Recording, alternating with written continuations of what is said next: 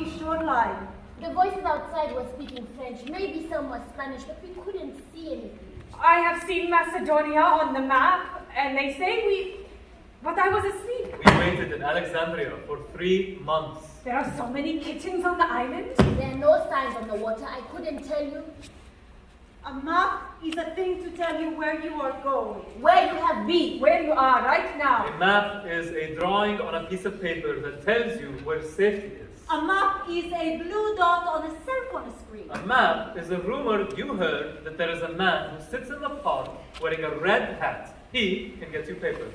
Really? A map is having a face that looks like the photo on the temporary passport you bought with all your money from the man with the red hat. A map is having a face that doesn't rouse suspicion. Or a smile that makes a policeman overlook you this time. A map is knowing all the right answers to put in the form at the border. A map is having a story that impresses people. I want to be a doctor. A map is all the different papers you will need, you will get, you will fill in.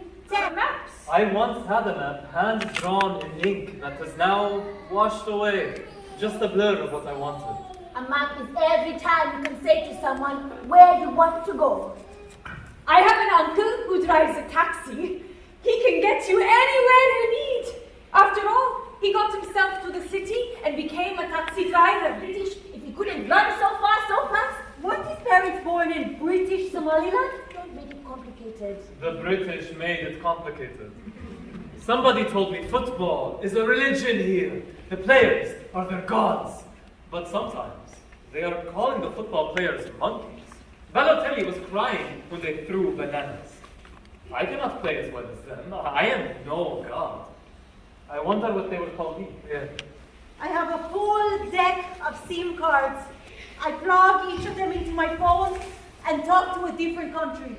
Each one is a gamble, a lottery ticket to a friendly voice.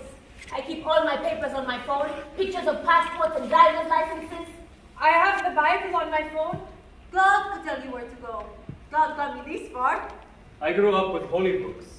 Old men carried them to worship. Here the only holy books are passports, and I don't know if I want the heaven inside those pages.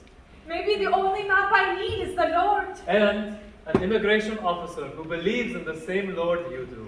My dreams are my maps. Everywhere I want to go, I dreamed of first. And so you dreamed of a grey immigration office and an endless line? Y'all need better dreams. I had a dream on the boat, when we couldn't see land. There was just us and the thin blue line of the horizon pressing against the sky. And I imagined that the rest of the world had fallen away. And soon, all of Europe would come swimming towards our tiny boat, and they would try to push us out.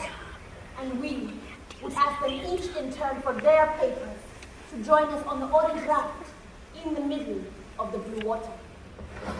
I have been so many kinds of lost since I left. Lost in customs, Spaces and forests and water, I've been lost climbing trains and under tarps. I've been lost in the hold of a cargo truck. often hunger and drought. in cities. I have been more kinds of lost than I knew. Every kind of lost needs a map.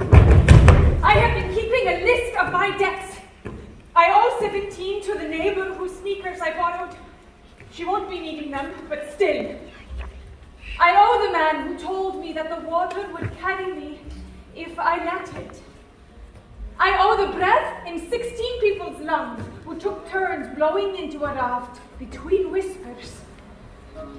I owe the gold and silver blankets they gave us when we reached the shores, when for a moment I was royalty.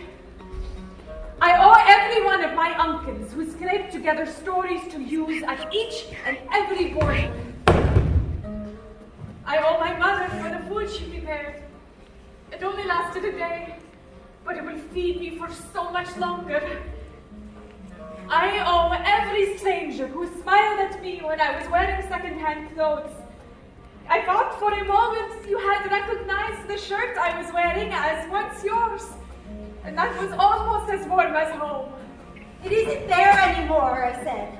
What isn't there anymore, she asked. Yes, I replied, knowing that whatever she could name, I would be right.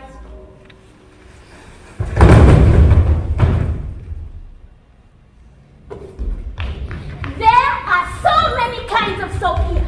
I cannot count the number of them. You have soap for washing hands and soap for washing faces.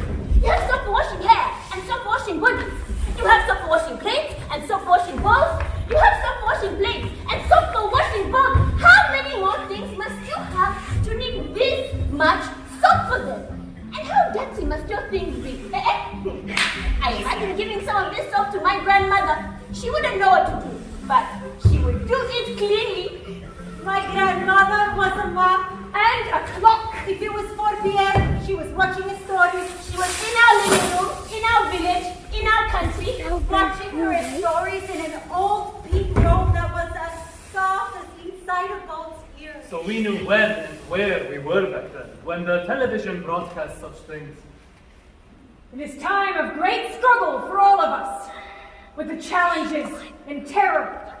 It is time for us to come together, to show those that would stand against us, that together no one can stand against us. The freedom people, the people who understand community and togetherness and love. We will not be ruled by fear. We will not be told who we can be. We will not break into pieces. We will stand together. Sing forever! Not you. Quiero vivir en una telenovela. Como las To me, películas. the labor. I never live in a soap opera about like an exposition by the I want to have long hair, revelation. I want my relatives to come back from the dead wearing disguises, and I want to have love and confusion and background music. When I go there, I want to live in a house apartment and never go to the bathroom. I want to have a job that I never go to, and eat by candlelight, and I want to hire translators to speak in English over my regular voice because everyone hates subtitles. It is strange. The things we hold on to, like the memories of television shows Or old pink robes. The things we use to remember when and where and how. Why I keep these keys, I cannot tell you. The doors they belong to are long gone. Before we left, my best friend gave me some money. We all took money with us. Liras, dollars, dirhams, something. But what my best friend gave me wasn't worth anything. Then why? He said he wanted me to owe him something, so I would be sure to see him again. Hey, look at you, Justin Bieber. I only got a haircut. An American haircut. A haircut can't be American or anything else, really. That is just what an American would say. But besides, isn't Justin Bieber Canadian? Canadian American. I forget. You Americans are so sensitive about these things. No. Dancing is the first language you lose when you come here. Then you forget how to be polite. Then you forget how to speak to your elders. Then you forget that you will find another job. Then you forget your degree, the one you never use except to surprise the occasional patron in the restaurants where you work. Then you forget taste, and nothing can be too spicy. But if you can find a place to dance, with people who love you, you will remember all these languages and learn more. One day, we will be old, I hope, and make our own maps. Give them to some young and sweet and desperate people. And help them build their homes on our fading memories. And they'll draw their maps over ours. And they will be beautiful. The first time I was crossing a wilderness, staying as close to the dark as I could, I was with others, the kind of family you make when you are running. And there was only a little moon in the sky, enough to see our breaths like steam from a kettle. And there were stars, bright spots against the blue-black skies, so many stars that as we climbed the hill, they began to fall and stick to our clothes and eyelashes. I had never seen the stars fall before. They are cold and will melt on your tongue. There are astronauts, Jess. Yes, Do they have maps? I don't know. Or do they make it up as they go along?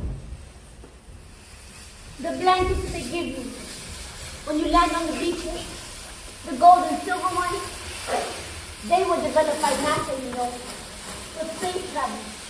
to keep the lights and the heat clean when the astronauts are floating in the endless night sky. The space shuttle, the landing pods, are really very small. All the crew fits together tight as a jigsaw puzzle. They must cling to the space-time. A little bubble of atmosphere, of heat, of sound. You know that if they were to leave the little bubble of air, if they were to slip over to the side into the night, they wouldn't even be able to scream. After our night on the raft, in the endless ocean, I think that NASA was happy to give us their blankets, because maybe they know better than others do